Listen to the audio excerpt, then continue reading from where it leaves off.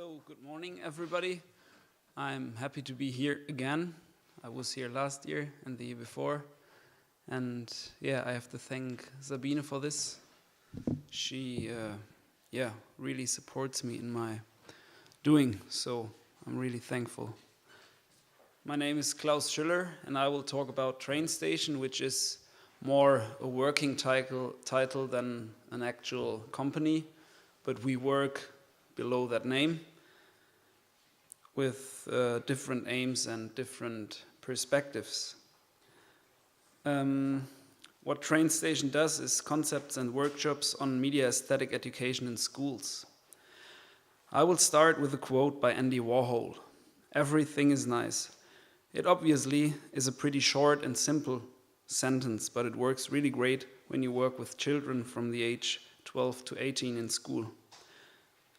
We will come back later to this sentence. First, some facts on Train Station and how I came up with media aesthetic education. During my whole studies, I rather focused on how to embed my work with media technically and artistically into society, culture, and its diverse mindsets. Whereas technical issues were easily solved by asking Google, and of course, with some patience sometimes, theoretical, cultural, and aesthetic questions ended up in confused, but most of the time really productive and inspiring discussions. All the terms connected to the topic of media and its influence on our environment and our bodies and mind, for example, media ecology, and their impact in general, how media studies are now discussed and reflected in academic settings, were and still are too important to not think about without thinking about education. 2012, I met a pedagogue who was very interested in my work and concepts, and we started working together in a framework and structure schools in this region deliver. That changed really fast because a friend of us bought an old train station, so the actual building,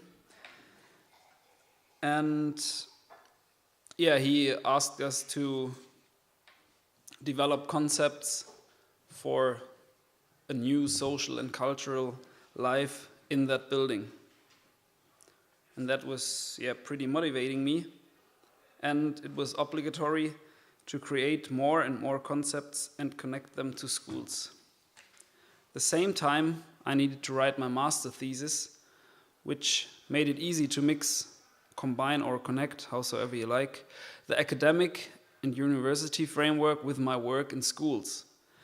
We founded the Netzwerk Bahnhof Langstadt e.V., a society to foster media, aesthetic, and cultural education in rural Germany, especially in this region here. Netzwerk, the German word for network, because we try to build a network in between all the educational institutions, companies, and universities, for example, the Hochschule Darmstadt, that are interested in media and especially in media aesthetic education. Out of that society and my still very close connection to Hochschule Darmstadt, Train Station arose. It is more a working title or a name for our work than a real company yet. Under that title, I developed concepts and workshops on media aesthetic education in schools. Before we can see and hear some outcomes of these workshops and concepts, I will briefly introduce you to our main goal. Our aim is not to foster technophobia and not to raise technical devices somewhere above. The main content and the very basic idea we try to disseminate is aesthetics. Not in its mainstream meaning of beauty or something being beautiful, but in its ancient Greek meaning, aesthesis, which basically means perception. The word aesthetic combined with education, aesthetic education, now implements one's personal reflection on something one perceives. Education should never be seen detached from a process of personal reflection. We try to make children aware of the aesthetic value that media has. Children are always allowed, and sometimes even constrained, to use their digital media devices such as smartphones, tablets, computers, and so on, in our workshops. And they really should make use of the technology coming with the smartphones. We, and I guess nobody else, strictly don't want to convey that the smartphone is bad or the whole internet is evil. But I don't believe that all the restrictions made in schools help us to learn how to properly read and write new media. What we also want to avoid is the techie point of view, which the nerdy point of view. I'm able to make movies, so I'm just making movies because I can make movies. It is not about giving a tutorial on how to edit a photo, a video, or sound. The basis of using media in any kind should always be an idea. In that case, I understand media as a tool, like a hammer or like speech, that helps us, or that helps you transforming your thoughts into an aesthetic expression. And if you then need photo editing as a tool, the basics are not really hard to learn. So I mean, if we need technical things, or if we need to edit audio, if we need to edit video, it's pretty easy to learn. We have Google, we have YouTube, we have lots of tutorials. It's not really difficult to do technical things. To implement these workshops, we very often hire students as co-workers, and we try to find other spaces to get rid of their school rut as much as possible, because we observed that a new or different environment inspires their work. As Daniel said before, children work totally different if you put them out of school and put them somewhere else. So they got really inspired when I brought them to the campus, working there and developing ideas there. However, we do not only focus on students, but on their teachers too. For long-term cooperations, we build up teams consisting of all the students, teachers, and caretakers. The whole team gets the same introduction on how we think media aesthetic education should look like, and then gets supervised during they develop a method how to integrate our ideas into their all-day school life. We came across that there is not one solution for any school due to the different settings in each school. These teams help us initiating a sustainable and constant workflow in schools without being there all the time physically. So we come there, I don't know, maybe twice a month or every second month, and help them developing their ideas further. We believe that it almost has no impact if you just do one workshop or a one-week project with a class. Well, the most common thing in Germany or in Hesse is that there is some idea of the Schulamt. How is it called in English? Educational office, and they offer you that very special media competence training. This is one day and then it's gone. So we try to implement our concepts for 1 year, and then we hope that the students itself just take it further for the other classes which are below them. Yes, and I would like to show you some examples.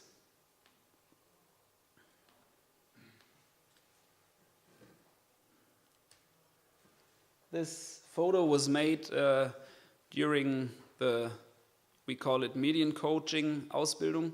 So that was the basic workshop for the team I told you of. So the team which is consisting of students, teachers, and caretakers. I told them to make photos with their smartphone and to make photos of things, but not showing the things itself. So changing the perspective by having a mobile phone. Because you now can switch on the camera and hold it somewhere on the ground, wherever, but not with the normal perspective of an eye. I think you all already know what it is. Do you? Yes. No? Flo is nodding. No? It's a Sportplatz, Tatanbahn. Yes. Looks like the Grand Canyon. Yeah, this is a bit more obvious. It's a foot mat, pretty hairy and dirty. And I'm doing this because I think that you need to think of other perspectives, and you really need to think, that's why I said everything is nice, that everything can be nice if you choose the right perspective and if you, the right angle and things like that. That's another image. This is, what is it? It's just broken wall color, wall paint. Broken by sun and cold and weather. Yes. I did that project with a school. It's a Gesamtschule.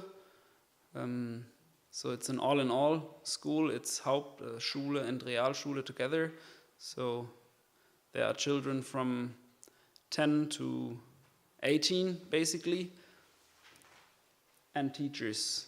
And lots of caretakers, because they have lots of social problems and things like that, and we try to, integrate them as well. Another project I was part of was the Klangforscher project, which is made by the by Bayerischen Rundfunk and HR and the Stiftung Zuhören. And I was on the Adolf Reichwein Schule in Langen, and we made some audio pieces. The funny thing is that I was the only coach and caretaker who had not a journalistic background. I had that artistic background, and the actual task was to create compositions out of sounds which only narrate with sound, or just sound pieces. And I can show you one or two if you like. It's available online. The school actually has its own radio station, and they send every Wednesday from 12 to 1, because the teacher, René Böttcher, who also hired me, he really loves radio. So he thought about making up his own radio station, and all the equipment which is there, he bought by himself. So yes, that's a good mood. And I always try to get the kids away from telling stories, because kids always want to tell stories and things like that, but I want to have that aesthetic thing in the foreground. But of course they never really get rid of thinking about that normal school problems.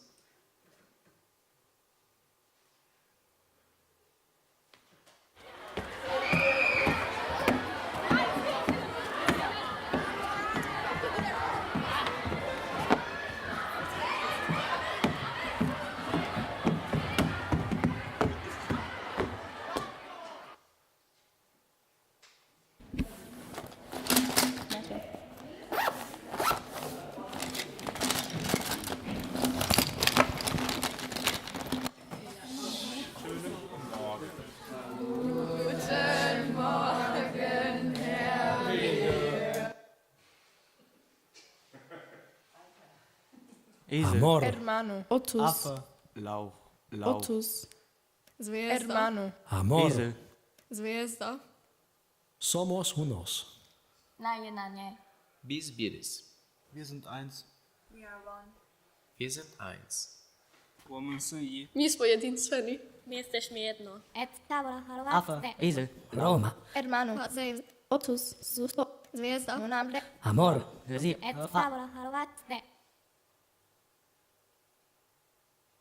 Bir. Dva. Drei. Four. 5, 6, 7, 7, 7, 7, 6, 9, 9, 10, 10.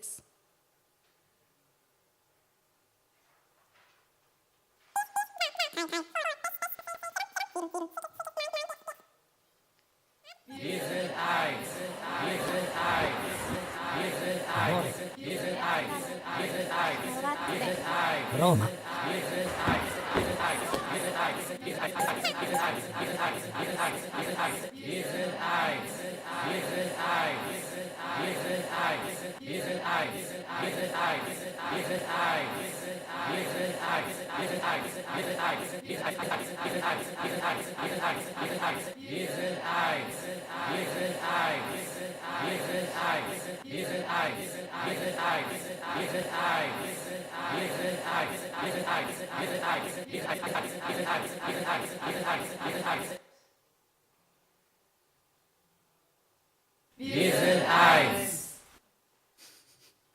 Yeah, that was their. They are really proud of their interculturality at the school. So the students itself, they really like that they have. I don't know. In that group where I was, we had 6 different mother tongues. That was really nice, and that's why they yes. And of course, working with students in schools is always a bit difficult because they get lazy someday and they don't work. That's why they only have, yeah, you heard it. It's not that much recordings they used, and then they played around with Audacity, but it gave them a totally new perspective, and they really liked showing these things to the other teachers. And they also needed to write some, little texts on their pieces, which was totally new for them because they never had to write something about something they artistically created.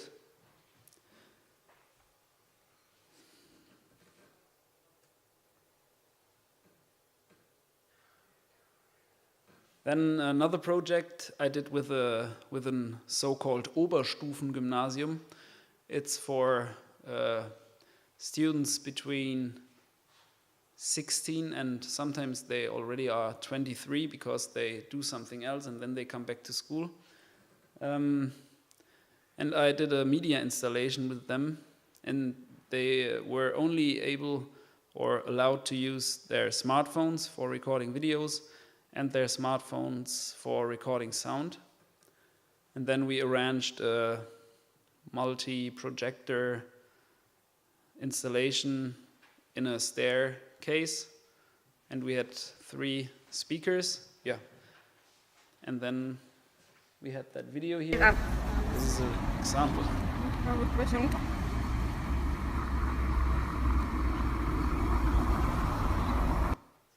This is only one tiny piece of that whole installation. Then I show you some audio recordings.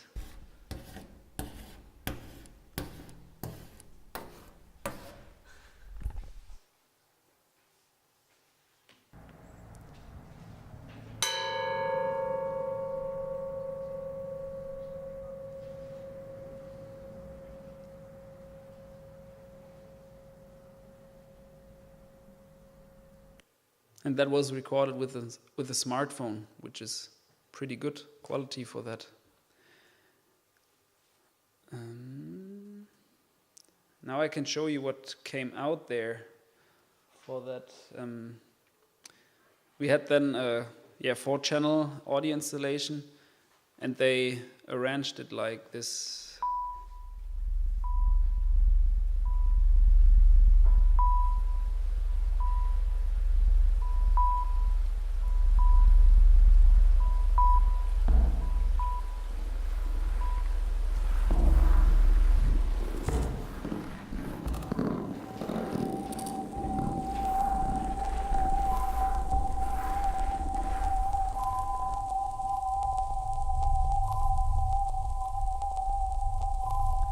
And they decided to put that bassy things in the first floor and the high things downstairs to make it to make it upside down. That was their idea of the whole installation. It was called grayscales, and then they, yeah. So I just got shown the end paper, so thank you very much, and I hope you enjoyed it, and you will enjoy the rest of the speakers.